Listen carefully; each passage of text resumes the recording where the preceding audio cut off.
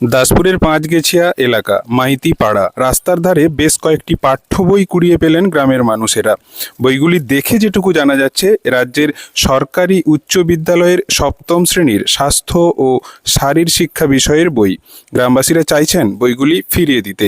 মনে করা হচ্ছে আশপাশের কোনো উচ্চ বিদ্যালয়ের বইগুলি এবং সেই বইগুলি বিদ্যালয়ে নিয়ে যাওয়ার পথে কোনোভাবে পড়ে গেছে। উপযুক্ত প্রমাণ দিয়ে বইগুলি ফিরে পেতে গ্রামবাসীদের সাথে সরাসরি যোগাযোগ করতে পারেন স্ক্রিনে দেওয়া মোবাইল নাম্বারে। আজ গেছে মাইতিপাড়া দ্বিতীয়, এখানে একটা সপ্তম শ্রেণীর বই কুড়িয়ে পাড়া গেছে।